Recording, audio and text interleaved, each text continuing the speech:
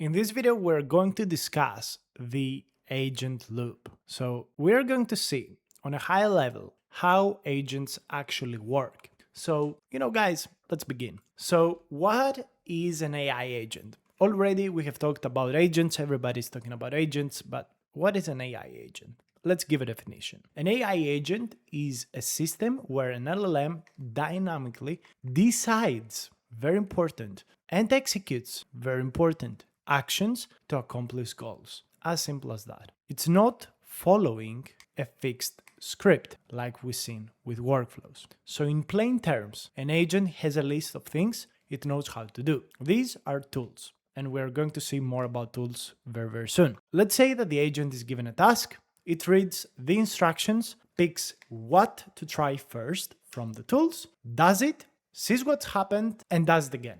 Again. And it continues until the task is done, or we need to ask a human for help, or whatever the developer has said. So again, as we've said, a recipe follows steps exactly. A chef reads what needs to do, checks what ingredients has available, adapts to the issues, and decides when the dish is done. All right? So simple as that. That's an AI agent. Don't overcomplicate it. So this is the agent loop. We have a visualization here that shows us what happens when we interact with the agent. What happens? What goes in? What goes out? What is happening in the agent? So first of all, we get an input. This is usually an input from a user. A user says, create an application for me. Agent. So the agent begins by creating a prompt. It gets the system instructions that the developer has set, it gets the available tools it has, and it gets also a history of interactions. So that's what happens first. Then this prompt, which is mostly text, goes to the LLM. And the LLM, given these instructions, these tools, and the user's requests, it reasons. So the LLM analyzes the current context to decide the next best action. So simple. And there is always pretty much two paths. You can either call a tool or just respond. So you gotta know, the agent has, to make a choice. So if we decide to call a tool, what happens is we execute the tool. So we take an action and we see what happens after we execute the tool. So we see its response. We observe its result. For example, we might search a code base, we might run some code. That's what an action is, and it can be done with a tool. So we observe the result of this action. So let's say that we search a database, that we run some code, see what the result was. We capture the outcome and fed it back to step 2, usually in the history section. Okay, so we do that again, and then when we're happy with it, in the step number 4, we choose the path of responding to the user. So the final output is presented back to the user. That's what happens at the end of this loop. Till we give a response, we continue to loop and loop and loop and loop. So step by step, let's check one loop iteration. Let's see what happens inside the loop in a single iteration. So let's walk through it. This is like a user flow. So first of all, a user sends a request. All right. So the user, let's say, says, check my account and update the billing process. That's what the user does. So the framework assembles the prompt. So it creates a prompt with the system instructions, the tool definitions, the conversation history, the current message, and whatever else you want. And it passes that over to the LLM. Okay? So the LLM receives what we call the context. So essentially in the step number 2, we give you the context of the problem, of the task. And it reasons. It reads everything and decides what to do next. Respond directly or call a tool. And then, let's say, decides to call a tool. So it goes ahead and searches the customer's account by using the search account tool. So what happens is that the framework executes the tool. So the code runs with the arguments specified by the LLM. And the result is fed back to the LLM. So on step 1 to 3, it's all about the LLM. On step 4 to 6, it's all about the code. It's not about the LLM anymore. And there is a loop that connects all of these because it goes again back to step 2 and back again to step 2 and step 2 and step 2. So there is this loop happening till the LLM decides to stop that loop and respond to the user.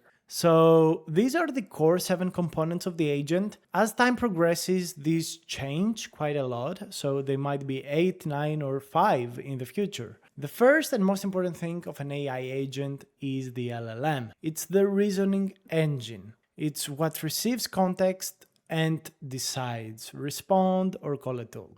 We got tools. This is what the agent can do. They're defined by a name and description and a function, so they're mostly code. There's mostly code with some kind of documentation, some kind of description and naming, so the LLM can understand what it does without reading the actual code. Then we got the state, and this is what makes agents super powerful along with tools. The agent has memory across the current conversation and right now across a lot of different conversations, so it's even more powerful. The state of the agent is becoming a central piece of improvement in the AI agents community. Then we got the termination, so this is when the agent understands when to stop. You don't have it, you run infinite loops, you will burn thousands of dollars of API credits. Then we got the system prompt, which is the developer's instructions. What it does is it defines the role of the agent, defines the boundaries. It's very powerful to use. And then we got the tool interface. So how the tools are called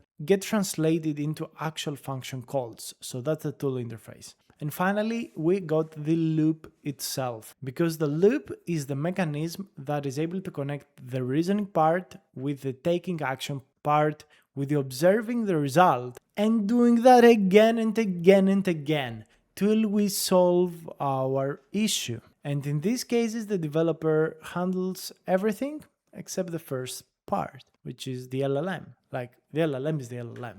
So let's talk about a research assistant through the loop. Let's say that we want to compare again these top 3 cloud providers for the 50-person startup. So first of all, we need to make a decision.